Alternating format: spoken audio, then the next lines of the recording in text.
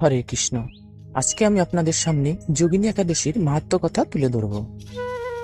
যোগিনী একাদশী ব্রহ্ম বৈবর্ত পুরাণে আষাঢ় মাসের কৃষ্ণ পক্ষের একাদশী ব্রত মাহাত্ম্য যুধিষ্ঠির শ্রীকৃষ্ণ সংবাদরূপে বর্ণিত আছে। যুধিষ্ঠির বললেন, হে বাসুদেব, আষাঢ় মাসের কৃষ্ণ পক্ষে একাদশীর মাহাত্ম্য কৃপাপূর্বক আমাকে বলুন। শ্রীকৃষ্ণ বললেন, হে মহারাজ, সকল পাপ বিনাশিনী ও মুক্তিপ্রদ এই উত্তম ব্রতের কথা বলছি, আপনি শ্রবণ করুন। আষাঢ় মাসের কৃষ্ণপক্ষে একাদশী যোগিনী নামে খ্যাত। মহাপাপ নাশকারী এই তিথি ভবসাগরে পতিত মানুষের উদ্ধার লাভের একমাত্র নৌকাস্বরূপ। ব্রত পালনকারীদের পক্ষে এটি সর্বশ্রেষ্ঠ ব্রত বলে প্রসিদ্ধ। এই প্রসঙ্গে আপনাকে একটি পবিত্র পৌরাণিক কাহিনী বলছি। অলকা নগরে শিবভক্ত পরায়ণ কুবের নামে এক রাজা ছিল। তিনি প্রত্যহ শিব পূজা করতেন। তার হেমমালী নামে একজন মালী ছিল। প্রতিদিন শিব পূজার জন্য মানস সরোবর থেকে সে ফুল তুলে যক্ষরাজ কুবেরকে দিত। বিশালাক্ষী নামে হেমমালীর এক পরমা রূপবতী পত্নী ছিল। সে তার সুন্দরী পত্নীর প্রতি আসক্ত ছিল। একদিন সে তার স্ত্রীর প্রতি কামাসক্ত হয়ে পড়ল। রাজভবনে যাওয়ার কথাও ভুলে গেল। বেলা 2 প্রহর অতীত হলো। অর্চনের সময় চলে যাচ্ছে দেখে রাজা ক্রুদ্ধ হলেন। মালির বিলম্বের কারণ অনুসন্ধানে এক দূত প্রেরণ করলেন। দূত এসে রাজাকে বলল, সে গৃহে স্ত্রীর সাথে আনন্দে মত্ত। দূতের কথা শুনে কুবের অত্যন্ত রেগে তিনি মালিকে তার সামনে হাজির করতে আদেশ দিল।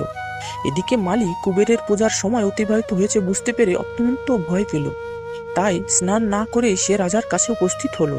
তাকে দেখামাত্র রাজা ক্রোধবশে চোখ রাঙিয়ে বললেন, রে পাপিষ্ঠ দুরাচার, তুই দেব পূজার পুষ্প আনতে অবজ্ঞা করেছিস। তাই আমি তোকে অভিশাপ দিচ্ছি, তুই শ্বেতকুষ্ঠগ্রস্ত হয়ে যা এবং তোর প্রিয়তমা ভার্যার সাথে তোর চিরবিয়োগ সংঘটিত হোক। রে নীচ, তুই এখনই এই স্থান থেকে ভ্রষ্ট হয়ে অধোগতি লাভ কর। কুবেরের এই অভিশাপে হেমমালী পত্নীর সাথে স্বর্গভ্রষ্ট হয়ে দীর্ঘকাল যাবৎ কুষ্ঠরোগ ভোগ করতে লাগল। রোগের যন্ত্রণায় দিন বেদনায় বহু কষ্টে সে জীবনযাপন করতে লাগলো। কিন্তু দীর্ঘদিন মহাদেবের অর্চনের ফুল সংগ্রহে সুকৃতির ফলে সে শাপগ্রস্ত হয়েও বৈষ্ণব শ্রেষ্ঠ শিবের বিস্মরণ হয়নি।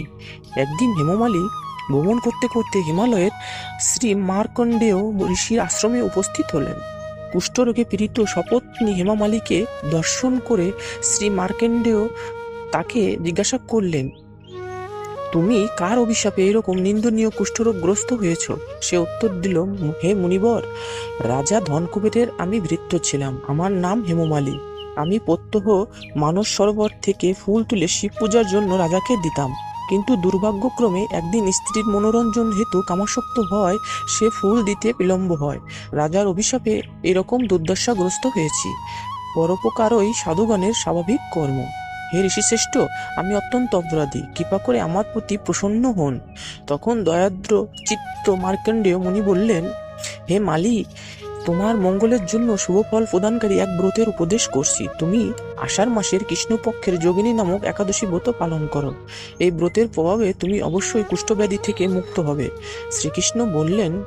ঋষির উপদেশ শ্রবণ করে হেমমালী তাকে প্রণাম জানালো। পরে অত্যন্ত আনন্দে ঋষির আদেশ মতো নিষ্ঠার সাথে যোগিনী একাদশী ব্রত পালন করল।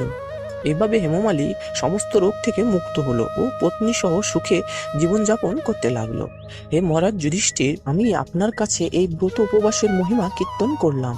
এই ব্রত পালনে 88,000 ব্রাহ্মণকে ভোজন করানোর ফল লাভ হয়। যে ব্যক্তি এই মহাপাপ বিনাশকারী ও পুণ্য ফল প্রদায়ী যোগিনী একাদশীর কথা পাঠ ও শ্রবণ করে সে অচিরেই সর্বপাপ থেকে মুক্ত হয়। হরে কৃষ্ণ।